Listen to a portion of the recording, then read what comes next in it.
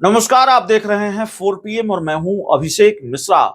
बिहार की सियासत इस वक्त सबसे ज्यादा गर्म जिस वजह से है वो नीतीश कुमार के एक चहेते अधिकारी हैं, उनकी वजह से बिहार की राजनीति का पारा चढ़ा हुआ है। नीतीश कुमार के चहेते अधिकारियों की वजह से हाल के महीनों में बिहार की सियासत का पारा चढ़ा रहा है। बिहार की राजनीति की गर्माहट बढ़ाए रखने में नीतीश कुमार के चहेते अधिकारियों की बड़ी भूमिका रही है।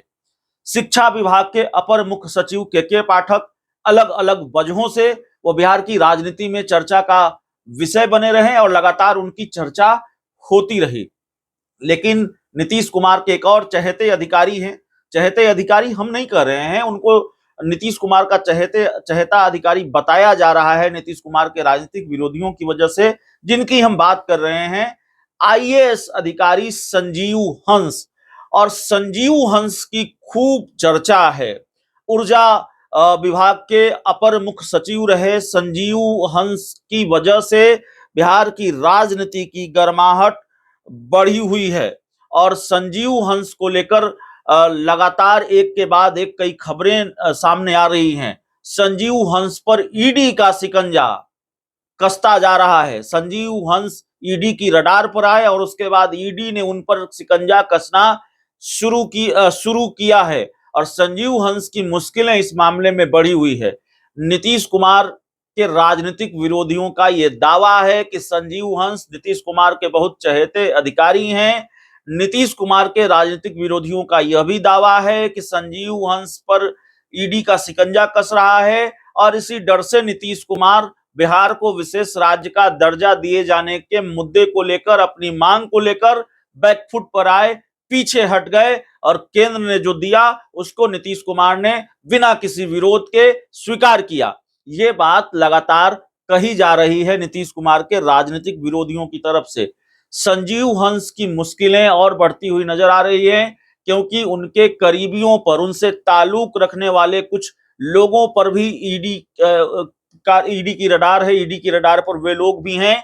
आरएलजेपी के नेता यानी पशुपति पारस की पार्टी राष्ट्रीय लोक जनशक्ति पार्टी के नेता सुनील सिन्हा भी ईडी के रडार पर हैं।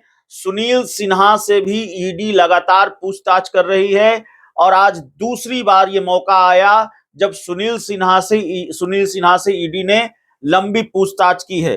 जो जानकारी निकलकर सामने आ रही है वो निकल कर आ रही है कि संजीव हंस, जिनके खिलाफ लगातार छापेमारी हुई, ताबड़तोड़ छापेमारी हुई ईडी ने की मनी लॉन्ड्रिंग के मामले में, और उसी मामले में सुनील सिन्हा से पूछताछ हो रही है। ईडी को छापेमारी में पुख्ता सबूत मिले हैं, ये बात कही जा रही है। बिहार के कई बड़े अधिकारी और सफेदपोश ईडी की रडार पर आ गए हैं।